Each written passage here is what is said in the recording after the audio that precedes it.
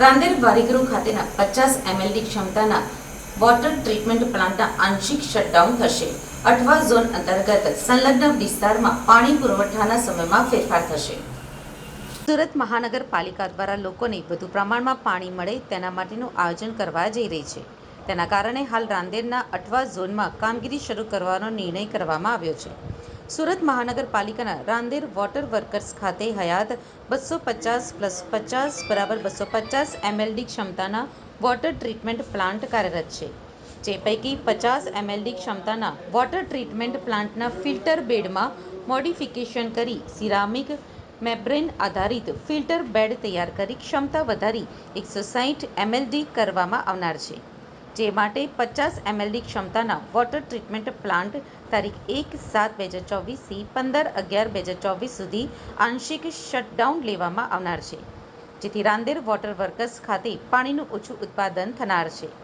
જુલાઈ મહિનાથી નવેમ્બર મહિના સુધી અથવા અને રાંદેર ઝોનના વપરાશકર્તાઓ માટે મુશ્કેલી થઈ શકે છે।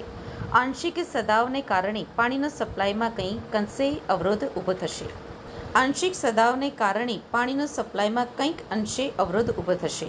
તારીખ 1/7/2024 થી અઠવા વોટર ડિસ્ટ્રીબ્યુશન સ્ટેશન મારફત અપાતા city light road, new city light road, Piplod ગામ, ઉમરા ગામતળ, વીર નર્મદ દક્ષિણ ગુજરાત યુનિવર્સિટી, SVNIT કેમ્પસ તથા સદર વિસ્તારની આજુબાજુની સોસાયટીઓમાં સવારે 8:30 થી 12 કલાકના સપ્લાય સમયમાં ફેરફાર કરી સાંજે 9 થી 9:15 કલાક દરમિયાન આપવામાં આવશે।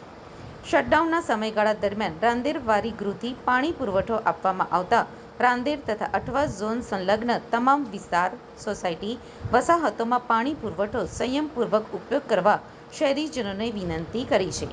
પાણીની અછત ઊભી થાય તેવી સ્થિતિ સર્જાઈ શકે છે, તેથી અત્યારથી જ કોર્પોરેશન દ્વારા લોકોને સંયમિત રીતે પાણીનો વપરાશ કરવા માટે સલાહ આપવામાં આવી રહી છે। હાલમાં રાંદેર ઇન્ટેકવેલ ખાતે 200 mld અને 50 mldના બે પ્લાન્ટ કાર્યરત છે। હાલમાં 50 mldનો જે રાંદેર ઇન્ટેકવેલનો પ્લાન્ટ છે, જેને જર્મન બેઝ ટેકનોલોજી, જે મેમ્બ્રેન બેઝ ટેકનોલોજી કહેવાય છે, તે ટેકનોલોજીથી અપગ્રેડ કરીને આ પ્લાન્ટને વ્યવસ્થિત ને સારું પાણી શહેરીજનોને આપી શકાય તે દિશામાં સુરત મહાનગરપાલિકા પગલાં લેવા જઈ રહી છે।